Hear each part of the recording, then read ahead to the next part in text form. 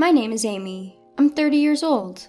I work from home as an illustrator and a webcomic artist. My son Ethan is just 5 years old. He's a lively boy who goes to preschool. My husband, Robert, has a busy job, so he rarely gets home early, leaving most of the housework and childcare to me. Despite the challenges of balancing work and childcare at home, I have always found joy in it. Ethan is adorable, and Robert does most of the housework and childcare on his days off. I was truly grateful for my family and felt fulfilled each day. However, my happiness was abruptly shattered one day. It was when Robert's father, my father-in-law, suddenly passed away. He was only 60 years old. Though it seemed too early for him to pass away, he suddenly collapsed and died. Robert, who lost his father without any warning, was deeply depressed, and it was heartbreaking to see my mother-in-law sobbing at the funeral. During Robert's bereavement leave, my mother-in-law stayed with us. I accepted it, thinking she must be lonely, but I was wrong. After his bereavement leave, Robert went back to his regular work routine. My mother-in-law, who had not liked me since we got married, had always treated me differently, even to the point of excluding me when serving coffee or making fun of the fact that I was raised by a single parent when Robert wasn't around. I thought once Robert started working again, she would return to her own home, but she didn't. She continued to stay in our home, bringing in her belongings in large suitcases a few days later. "Are you planning to live here, mother-in-law?" "What a cold-hearted daughter-in-law you are. I'm lonely because my husband suddenly died. You're suggesting that I live alone at home? That's ridiculous." I had asked her if she planned to stay with us, but I was shocked by her arrogant attitude and couldn't say anything in return. It's true that my mother-in-law is feeling lonely, and she is Robert's important mother, so I couldn't kick her out. And she kept bringing more and more of her belongings, eventually establishing her own nest in our living room. I work from home, so I ended up spending more time with my unemployed mother-in-law than anyone else in the family. Those days were nothing but torture. "You're always at home doodling away. Robert is out there working hard. I feel sorry for Ethan. He has been put in daycare from such a young age just for your hobby. When I was young, I took care of Robert while doing housework." My mother-in-law, who had never worked after getting married at a young age, had always been against the idea of daycare. She regarded my work as a mere hobby and started making a fuss about how pitiful Ethan was for being put in daycare. In addition, after my mother-in-law started living with us, my household chores increased significantly. Because my mother-in-law would say things like, "You won't even serve lunch to your hungry mother-in-law. What a mean daughter-in-law you are." I had to start preparing lunch as well. Despite never doing any cleaning herself, she constantly complained, "If we live in such a dirty environment, both Robert and Ethan will get sick." She kept nagging me to clean every nook and cranny while I was working, which took up more of my time. No matter how much housework piles up, work deadlines do not wait. If I'm working late into the night, my mother-in-law would say, "Poor Ethan, he doesn't even have his mom to play with him," while she simply watches TV. I've often thought about discussing the issues with Robert, but in his presence, my mother-in-law puts on a gentle facade. Besides, Robert is currently immersed in a significant work project. Not wanting him to feel stressed at home as well, I decided to endure the situation. With my passivity contributing to the problem, my mother-in-law grew increasingly overbearing. She refused to eat the lunches I prepared, complaining, "This is awful. You're trying to kill me with this overly seasoned food." She even started demanding money for dining out, often asking for more than $250. I questioned whether she really needed that much even just for dining out. However, she angrily retorted, "Are you telling me not to have fun? I want to go to the casino. Are you saying a poor widow like me shouldn't enjoy the casino? You're the worst daughter-in-law ever." Left with no other choice, I reluctantly gave her the money. Her demands for housework and money escalated day by day. Between work, housekeeping, parenting, and being my mother-in-law's punching bag, I felt at my wit's end. One day, on our way home from daycare, Ethan asked me a heart-rending question. "Mom, am I a poor child?" "What? Why would you think that?" "Grandma said so. She said you're always having fun and that you probably don't like me." Tears welled up in Ethan's eyes as he spoke those words. It was at that moment that I realized my mistakes. The feeling was akin to a rude awakening, and I resolved that I couldn't continue living this way. I was wrong to believe that I alone should bear this burden. My mother-in-law had gone so far as to convince Ethan that children who attend daycare are pitiful and that his mom is always just having fun drawing. I decided to put an end to this lifestyle.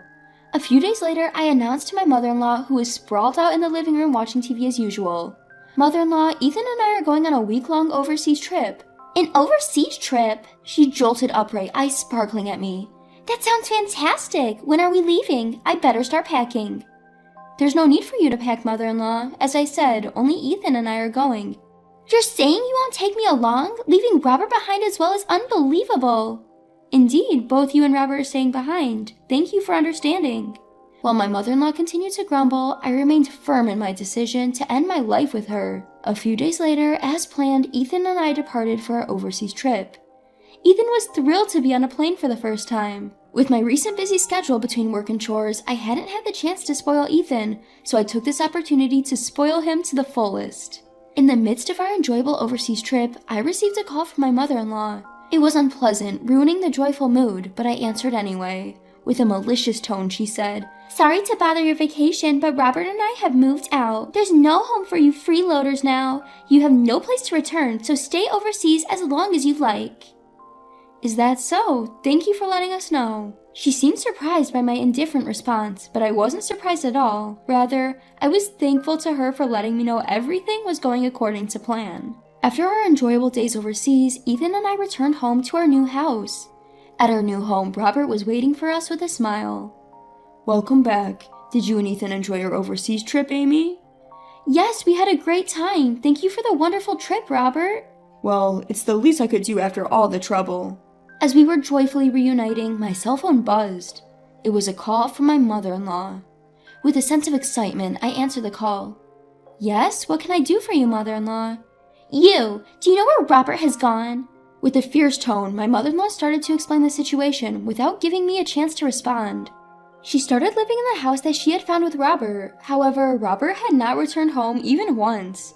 Worried, she had called Robert's office only to be informed that Robert had quit a few days earlier. This drove her into a panic.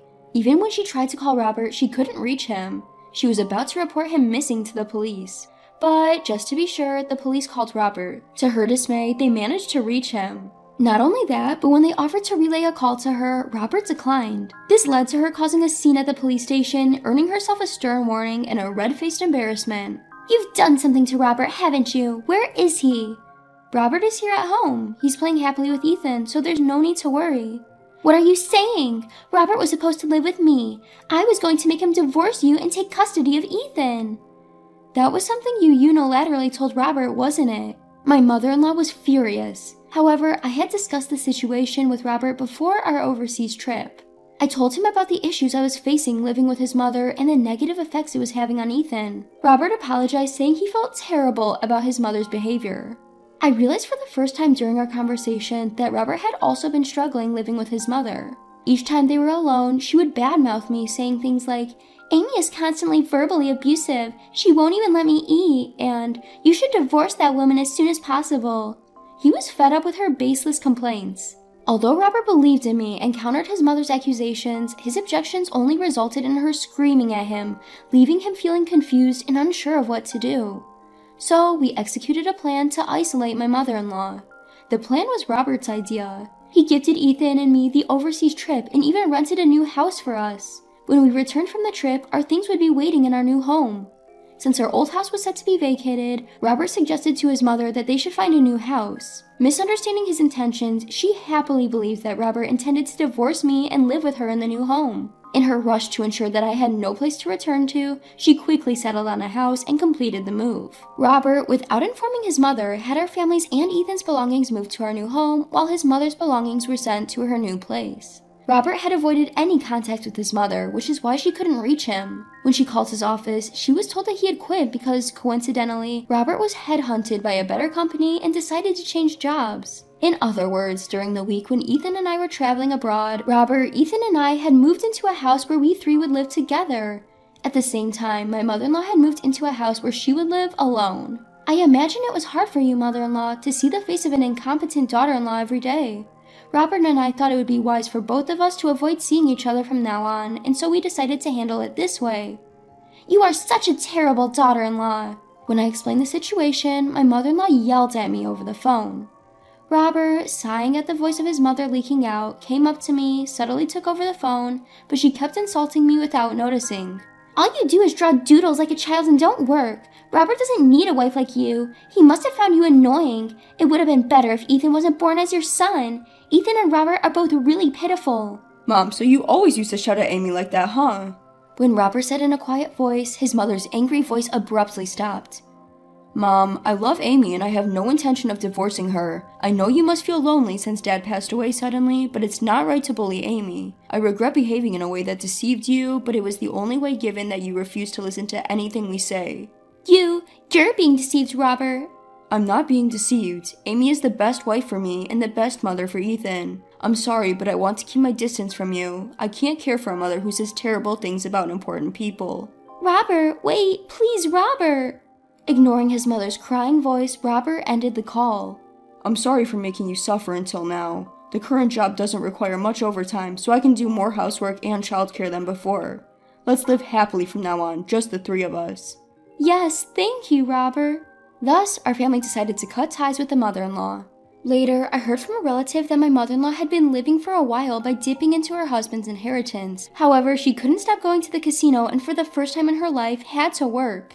With no work experience, my mother-in-law, now 55, was swallowed up by the rough waves of society, leading to hard times. When Robert found out about his mother's situation, he felt sorry for her and reached out once. However, my proud mother-in-law dismissed his help, saying, "You're no longer my son. You've been tainted by that devilish daughter-in-law." Robert was dumbfounded by his mother's attitude and said with a tired face that he would no longer contact her. As for me, I turned the days of harassment by my mother-in-law into a comic essay and it became a huge hit. I got a call from a publisher and I was able to publish the comic essay book I've always wanted. I guess I should be grateful to my mother-in-law who gave me all kinds of trouble. During the hellish days after my mother-in-law came into our house, I didn't know what to do, but I fell in love with Robert again for saving me from those days. Now, I am serializing a comic essay depicting my warm family life on the web, and it is also popular. I look forward to continuing to spend happy days just like this with Robert and Ethan.